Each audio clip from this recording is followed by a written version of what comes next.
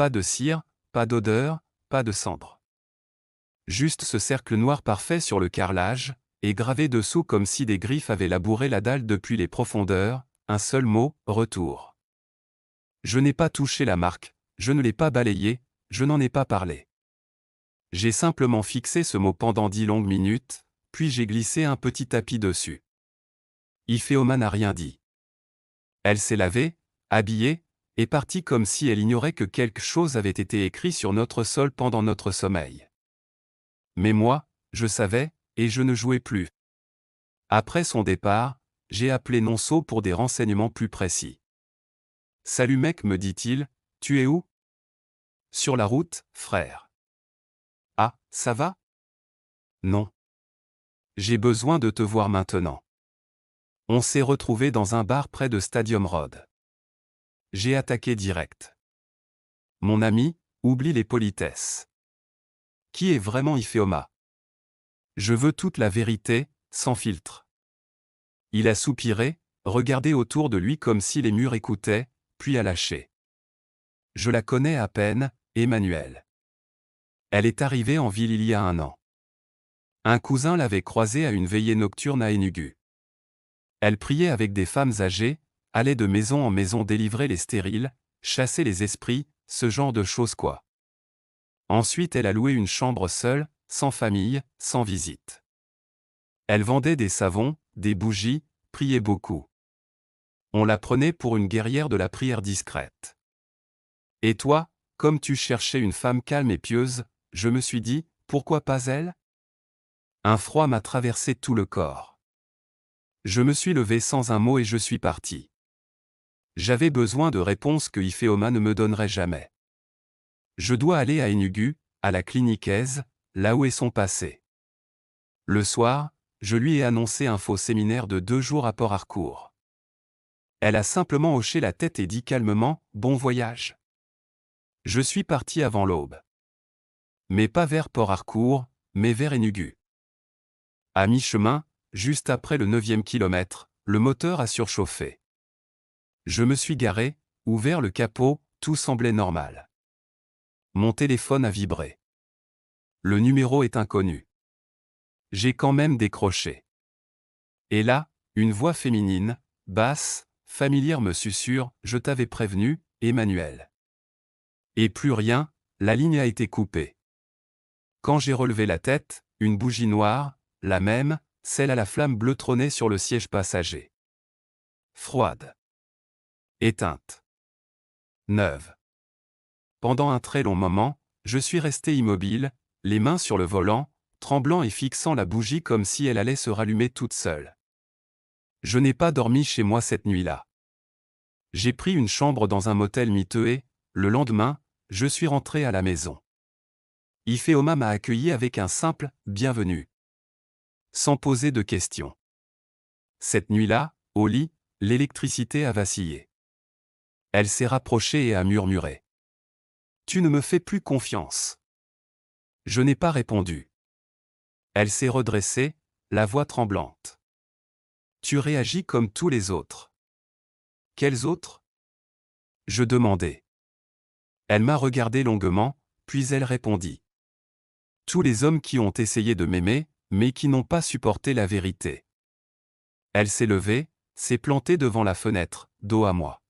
« Emmanuel, si tu découvrais que ta femme n'est pas, disons, normale, tu resterais ou tu fuirais ? » Le silence est tombé, lourd comme du plomb. Elle est revenue s'asseoir, a pris ma main. Les paumes des siennes brûlantes et ses doigts tremblaient. « Je sais que tu m'as suivi. Je sais que tu as vu des choses. Alors dis-moi la vérité, lui dis-je. » « Je ne peux pas. » « Pas encore. » « Mais pourquoi ? » Elle a fixé le mur et dit, « La dernière personne à qui je l'ai dit est morte 3 jours après. » Elle s'est levée, a ouvert le tiroir secret sans clé, en a sorti un foulard rouge. Quelque chose à l'intérieur bougeait, respirait. « Avant de te montrer ça, promets-moi de ne pas quitter cette pièce. » Je ne lui ai pas promis. Elle a répété plus fort, « Promets, je n'ai toujours pas répondu. » Elle a posé le foulard sur le lit et est sortie. J'ai failli l'ouvrir. Mes doigts me démangeaient, mais une voix intérieure m'a retenu. Plus tard, au lit, elle dormait dos à moi. J'ai attendu que sa respiration soit régulière. Puis je me suis levé, pieds nus, jusqu'à la porte. J'ai tourné la clé. Clic. Elle me lança d'une voix, calme et éveillée, « Ne fais pas ça. » Je me suis retourné. Elle était assise, yeux grands ouverts, fixe. Si tu ouvres cette porte ce soir, quelque chose te suivra dehors. Alors je n'ai pas bougé. Elle s'est levée, chemise de nuit blanche flottant autour de ses genoux. Cette porte n'est pas verrouillée pour moi, Emmanuel. Elle l'est pour ce qui vient après. Après quoi? Lui demandai-je. Elle a souri sans joie. Je suis la dernière fille d'une lignée qui n'aurait jamais dû se marier. Puis, d'une voix plus basse, elle murmura, « Oh non, ils sont entrés. » Je suis devenu hystérique, je pose des questions, je crie, je lance des accusations. Elle pleurait en silence, des larmes lentes et lourdes. Je pensais que tu étais différent, a-t-elle soufflé. Que tu comprendrais avant de juger. Elle a remis le foulard rouge dans ma main. Ouvre-le. Je l'ai déplié. À l'intérieur, il y avait un petit miroir. Mais le reflet n'était pas elle et moi. Ça reflétait une pièce sombre, 3 femmes en pagne blanc, le dos tourné, et au centre un bébé qui hurlait sur une natte. J'ai lâché le miroir. Ma mère m'avait interdit d'aimer, a-t-elle murmuré. L'amour me coûtera toujours plus cher que la solitude. Soudain toutes les lumières se sont mises à clignoter. Et un seul coup sec à la vitre. Toc. Iphéoma s'est figé, ils sont là. 2 jours plus tard, je l'ai supplié, emmène-moi dans ton village. Elle a hoché la tête et m'a dit, prépare un sac. Direction Obaniquet, un village que même Google Maps ne connaissait pas. L'air y était différent, lourd, conscient. Des anciens sous un manguier nous ont fixés comme si nous étions déjà morts. L'un d'eux a murmuré quelque chose en igbo. Iphéoma a blêmi. Dans la vieille maison familiale, le froid suintait des murs. Le soir, je suis allé voir le prêtre catholique. Il m'a reconnu aussitôt. Vous êtes le mari de Iphéoma? Et il a soupiré. Soyez patient. Elle combat des choses que vous ne voyez pas. Surtout priez avant de dormir. Cette nuit-là, derrière un vieux cadre photo, j'ai trouvé une lettre cachée.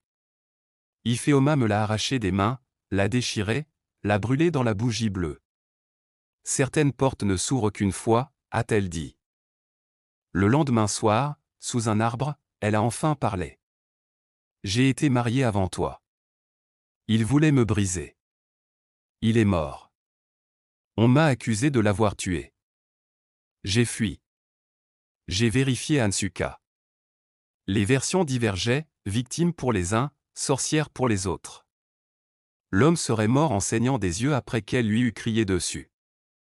De retour en ville, une nuit, je l'ai surprise sur le balcon, pieds nus, dos griffé de marques rouges fraîches, murmurant dans le vide. Une autre nuit, panne d'électricité. J'ai allumé une bougie. Dans le miroir, ce n'était plus Iphéoma à côté de moi. Même corps mais un autre visage. J'ai tourné la tête, elle était bien là à côté de moi. Dans le miroir, plus personne. Sa voix derrière moi, douce, me dit, arrête de creuser, Emmanuel. Je n'ai plus dormi dans la chambre. Un soir, elle ne pouvait plus garder ce silence. Il y a quelque chose qui vient après l'amour. C'est pourquoi je verrouille, j'allume la bougie, je prie dans des langues que je ne maîtrise pas. Si je ne le fais pas, cette chose vient. Ma mère faisait pareil. Je la prenais pour une folle. Maintenant, je suis comme elle. La nuit où j'ai oublié de verrouiller, Iphéoma s'est mise à convulser, la bouche grande ouverte, comme noyée dans l'air. Un grognement est monté du mur. J'ai verrouillé en panique, allumé la bougie, prié Dieu comme un possédé. Elle s'est calmée puis a pleuré comme une enfant. J'ai décidé qu'il est temps de réagir. Nous sommes retournés à Obaniquet, mais cette fois chez Mama Emma, une vieille borgne vivant au bord de la forêt. Dès qu'elle a vu Iphéoma, elle s'exclama « J'avais prévenu ta mère. Maintenant ça t'a suivi. » Elle a expliqué « La première fille de chaque génération doit rester vierge et célibataire. Sinon l'esprit qu'elle sert vient réclamer l'amant ou le mari. » La solution était que Iphéoma devait aller seule au ruisseau du silence, jeûner, se baigner, brûler le foulard ancestral et rompre elle-même le serment. Elle y est allée à l'aube. Je suis resté 12 heures sans nouvelles. Elle est revenue à la nuit, trempée, à bout de force, mais vivante. Cette nuit-là, il n'y eut point de bougie, point de verrou, rien. La nuit suivante, idem. La troisième nuit, j'ai compris que c'était fini. Elle s'est réveillée avec un vrai sourire, mais un vrai. Le premier depuis notre rencontre. J'ai pleuré comme un gamin. Des semaines plus tard, elle m'a tendu un test de grossesse.